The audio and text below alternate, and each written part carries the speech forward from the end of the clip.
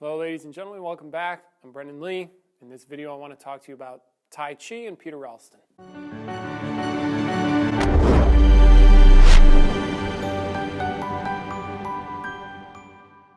I got an email.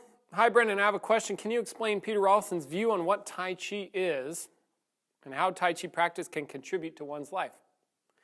Or if there's a book, lecture where Peter elaborates on it next to the Tai Chi video course, but maybe. I couldn't find any introduction text on Tai Chi in the video course. Also, okay. So that's the basic gist of the letter, and then the gentleman goes on to introduce himself. And yeah. So hey, thank you for writing in. Yeah, I can talk a little bit about Ralston's view on Tai Chi after I got the letter.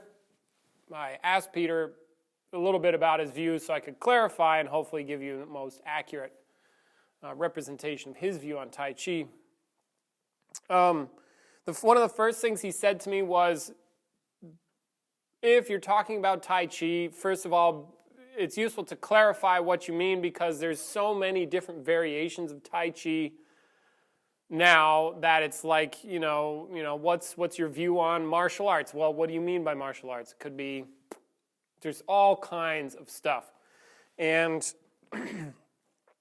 he mentioned that Tai Chi has, originally, it has some, I think he used the word like interesting ideas, useful, powerful ideas, functional ideas that, that is in the origination of Tai Chi, and much of that has been lost nowadays, where it's mostly, what you see as Tai Chi is,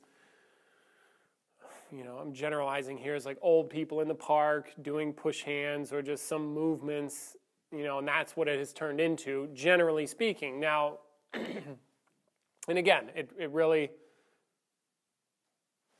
what you are considering when you're considering Tai Chi could be, there's many, many, many variations, all right?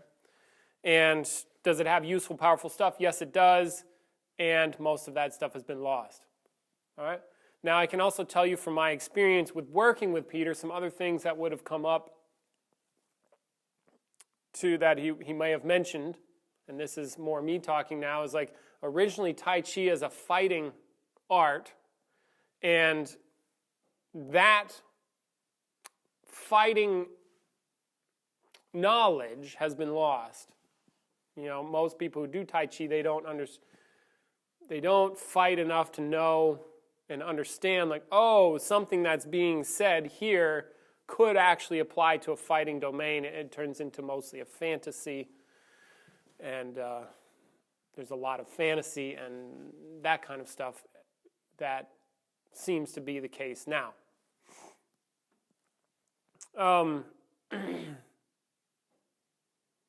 And he also wanted me to mention to you that, he's like, yes, I have. One of the things that came up in the conversation was, like, sometimes on Ralston's YouTube channel, we'll post things about Aikido, or he'll make mention about something about Aikido, and then somebody who's in the Aikido world will get their hackles raised, post a comment, well, you don't know what you're talking about, da-da-da-da-da. And if we post something about Tai Chi, or if Ralston will post something via myself about Tai Chi,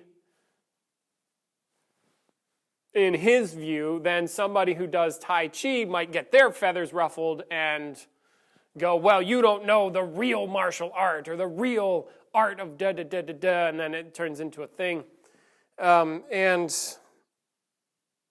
he's like, yeah, make sure to tell them I've done like every martial art under the sun except a few, capoeira and some like Filipino stick fighting. But then he's like, yeah, well, I also did double sabers and weapons and all that stuff. Not only has he done many, many, many martial arts, he also understands fighting, which nowadays with MMA and Brazilian Jiu-Jitsu have shown that there's a difference between traditional martial arts and fighting. Just take a look. And so, yeah, so that's what I have there about that. Now, another thing that I would say that comes from my training here, the Chengshin Tai Chi sets that I've learned is that we use the Tai Chi sets to do body being. That the main purpose of the set is to practice body being, is to restructuring the body for power, understanding, relaxation, alignment, different states of mind that help, like grounding, whole and total, like different principles and different structural dynamics that help with that. And we use Tai Chi as a practice, or we use a set of movements that we call Ching Shin Tai Chi to work on that. All right? Yeah, so that's what I have for you there. You know, if you want to know more, like I said, I sent you an email, and there's some resources there. And this is also, again, from my perspective, it occurred to me that, you know, Peter made a study out of what he did. Tai Chi being one of those things. And he was wanting to know about fighting. And so he would take and listen for, you know, like there's a quote he likes to share. It's like, the master is measured according to this, that he takes from the dregs of the ancients and extracts clear liquid from them. The dregs are what's left over from the olden days, and it's like trying to distill what was originally being said, perhaps, with these masters of old, and applying it to a fighting domain, and he found some interesting stuff. You know, and has an understanding of powerful principles, things that allow for power, effectiveness in fighting, stuff about mind that applies to fighting. You know, that perhaps came from Tai Chi. And yeah, so there is a perspective. And you can do with that what you want. And good luck with your training. I hope it goes well. Thanks very much for watching. Take care. If you want to come here and do a workshop, we do workshops in the body or the art of effortless power. I would recommend or invite you to come do that.